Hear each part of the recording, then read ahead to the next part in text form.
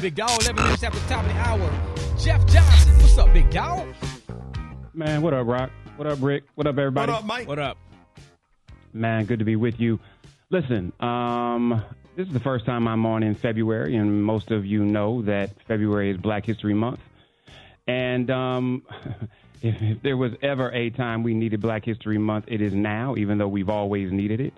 And I always want to be clear, Rick, like I hear people debate, do we need a Black History Month? And if you're paying attention to anything that's going on around us, you know that we need it for no other reason than because we got to just let people know. Carter G. Woodson created Negro History Week in 1927.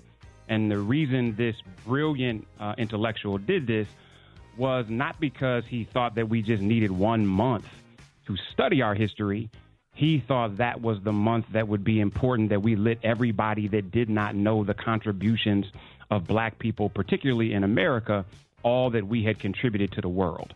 And so they did it in February because that was the birthday of Abraham Lincoln as well as Frederick Douglass. And those were people that they elevated at that time as heroes, not because it was the shortest and coldest month of the year. And again, they did it not as the only time to study or celebrate, but as a concentrated time to let a country that did not appreciate the contributions of diasporic people, to let them know, which meant they studied all year round so that in February they would have something to talk about. And I think we people talk about the original sin being slavery all the time.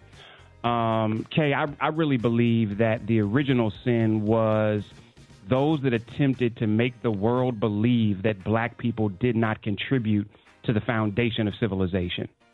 And when you think about the removal of noses of the Sphinx in Egypt to show, to prevent people from seeing that they had African features, to deny what the Greeks and the Romans learned from Timbuktu and Mali, or from the Moors, or from sub-Saharan Africans, or even from those that were part of Kemet, which used to be the name of Egypt, and claimed it as things that they had created. That was the original sin. Because the moment you convince the world that this group of people didn't contribute to anything, that's when you can do anything to them. And so when we talk about black history, we got to be clear that we're not just talking about slavery and civil rights and Obama getting elected and what's happening right now. We're talking about from the beginning of time, because we have been here since the beginning of time. And we don't have to compete with anybody else.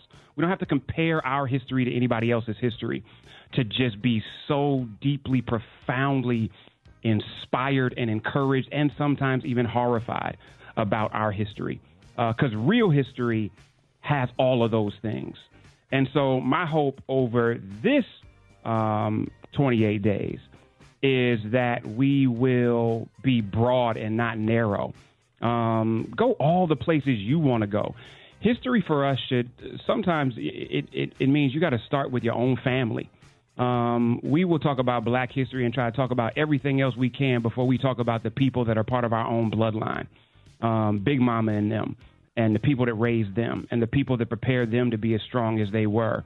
And you didn't have to have a title to make black history. You didn't have to have some big job to make black history. You didn't have to have a whole lot of money to make black history. You made black history because you woke up, because you gave your gift to the world, because you said yes when other people said no, and because you had hope when it looked like nothing around you looked good. Those are the people that made black history. And last but not least, I also think it's important for us, especially with our babies, don't always start black history from a place of trauma. Start it from a place of joy. Start it from a place of creation. Start it from a place of creativity. Start it from a place of fun. Start it from a place that they're interested in. And so don't keep telling them they ain't never going to be a professional football player. Start talking about somebody like Paul Robeson, who played in the NFL while he got his law degree from Princeton, that he was the first person, African person to play Othello on the stage in London, that he was such an activist that at the end of the day, his passport was taken away from him by the U.S. government. So this dude was an all-American football player playing in the NFL that was also a lawyer, that also was an unbelievably celebrated baritone who acted on the stage in Europe and was a gangster for his people. if we use Black history to tell our babies that there's nothing that they can't be and show them the stories of it, then they won't continually to feel like they got to fit in a box, whether it's the box of the world or either the box of our family. And so I want to know who in your history, who in your family is somebody you want to celebrate as making Black history. And then also, who is somebody that you're just inspired by, that their story spoke so much to you that you are better now because of knowing their story, even if you never met them. And for me, I have to say that was Malcolm X. I think he's the closest person to me that I've never met who inspired me in times that I didn't feel like, even with my daddy, had an example of the things I wanted to do. And so I celebrate. If I had not known that history, there's part of me that would not exist. So tell me, who inspires you and who in your family do you want to celebrate for making Black history? Hit me at Jeff's Nation on IG. Jeff, yes, sir. I definitely would want to recommend you. Any college president out there, Jeff gives a great commencement address. But you weren't doing it when we met. That we did a gig in North Carolina for AT&T that time. Man, you killed the audience. Killed the audience. Detroit. And everything was perfect. Brother. Yeah, Detroit. Everything was perfect till I looked down and saw you had your shoes on the wrong feet. Y'all give it up for Jeff Johnson. We appreciate everything